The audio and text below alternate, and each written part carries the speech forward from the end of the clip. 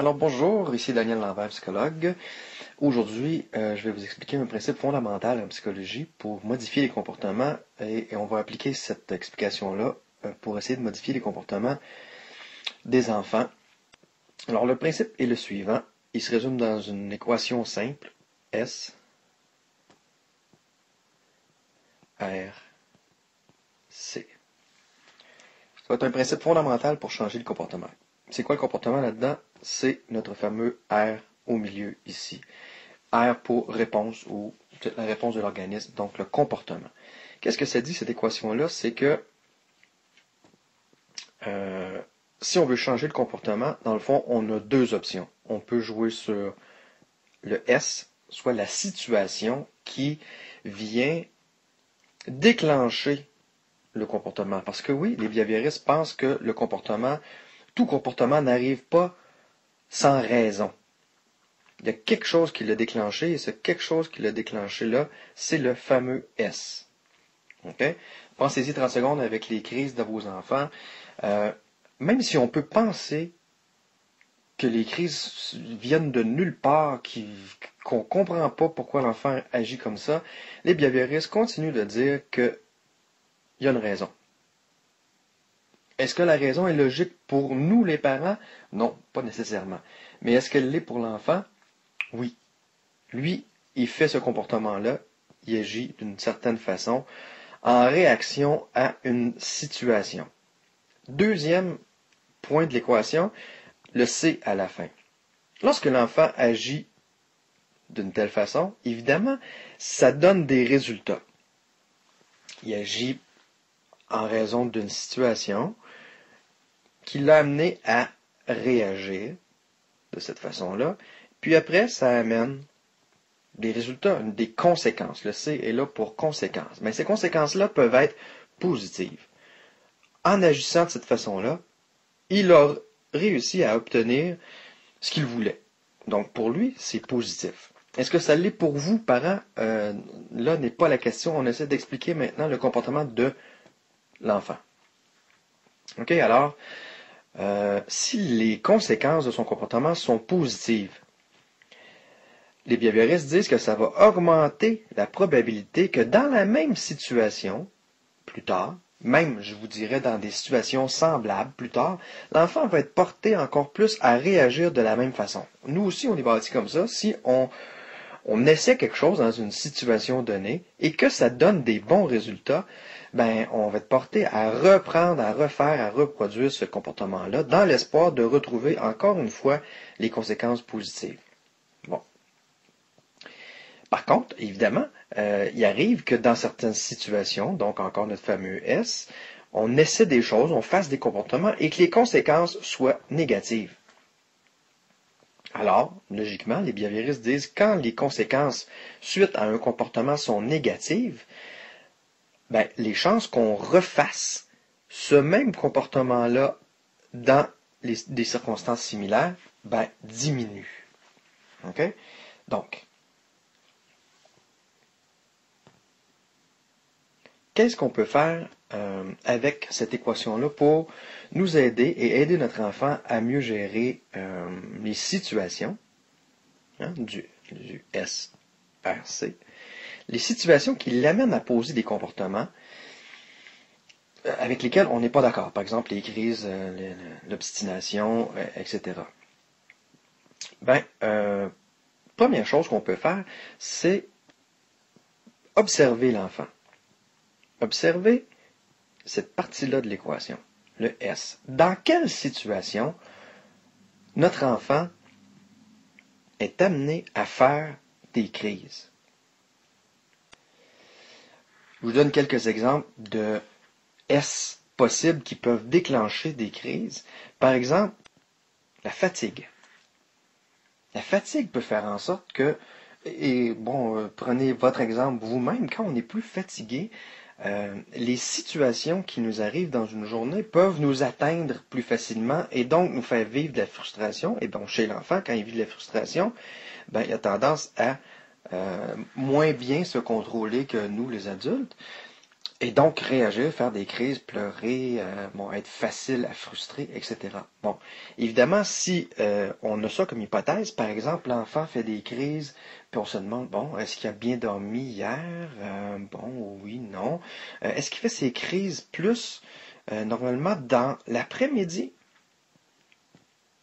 Où là, il commence peut-être à être plus fatigué.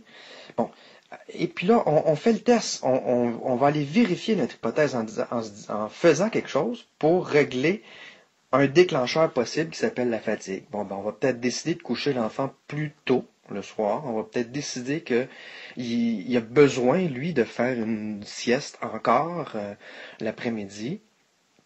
Ou on va faire attention de lui demander moins de choses en après-midi parce que là, il est plus susceptible de réagir en crise. Ce qu'on veut, c'est faire vivre des réussites à l'enfant. Donc, on l'aide un peu à maîtriser graduellement ses frustrations, à mieux les exprimer, mais en commençant graduellement, en commençant doucement.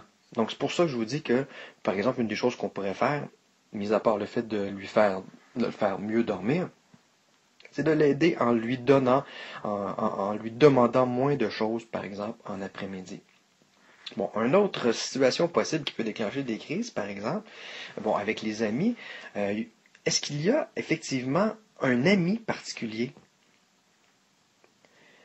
avec lequel, lorsqu'il joue, on est assez garanti qu'il va y avoir une crise?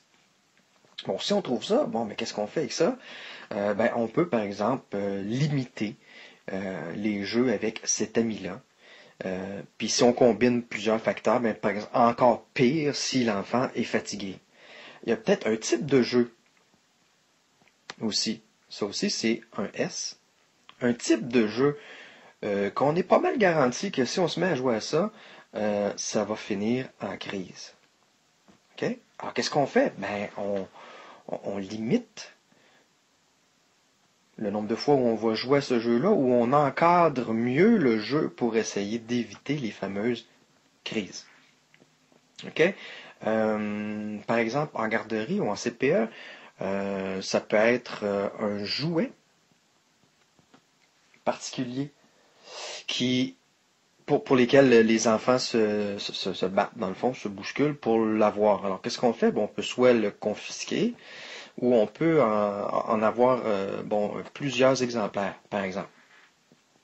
Alors, vous voyez un peu l'idée, on essaie de cerner quel est le fameux S ou les fameux S qui peuvent faire en sorte de déclencher chez l'enfant des comportements problématiques que nous, on ne veut plus.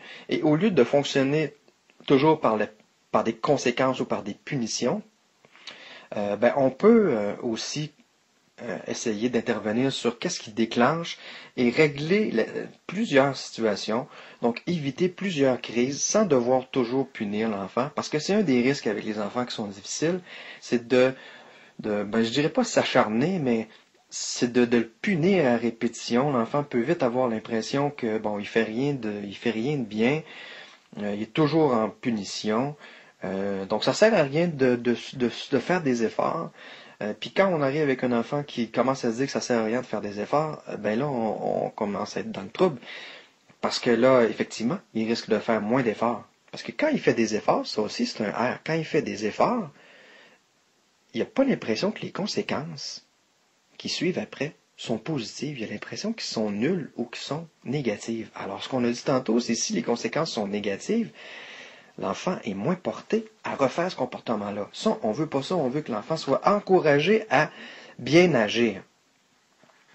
Donc, on peut l'aider en identifiant les circonstances, les situations qui l'amènent normalement à déclencher des comportements avec lesquels on est moins d'accord. Donc, on les identifie, après ça, on essaie d'agir.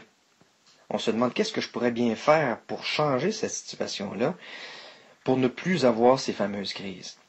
Ça va faire en sorte que l'enfant va faire moins de crises, et donc on va pouvoir plus souvent, comme conséquence à ses bons comportements, lui faire vivre des conséquences positives, donc des réussites, l'encourager, souligner ses bons coups, ses bons efforts, etc., ce qui va l'encourager à en faire de plus en plus. Donc vous voyez que en changeant quelques petites choses qu'on qu'on aura soigneusement identifié en observant bien dans quelles circonstances l'enfant se désorganise ou se frustre. Mais on va faire vivre des réussites à l'enfant, ce qui va l'encourager à nous donner encore plus de bons comportements. Donc, c'est un cercle vicieux, mais cette fois-là, vicieux positivement. Donc, quand on s'engage dans ce cercle-là, l'enfant est de plus en plus encouragé à nous donner ce qu'on cherche, soit des bons comportements. Alors, au plaisir d'avoir pu vous aider. Évidemment, si vous voulez en savoir plus ou si vous voulez aller plus loin dans ce raisonnement-là, je vous propose d'aller vous procurer le guide L'enfant qui frappe. Bon, le guide L'enfant qui frappe, c'est un e-book. Il met évidemment en pratique ce que je viens de vous expliquer sur la notion du SRC de façon simple, avec des exemples, pas à pas, une façon d'intervenir avant, pour prévenir les crises, une façon d'intervenir pendant, donc comment je devrais réagir lorsque l'enfant est en crise, puis une façon aussi de réagir après.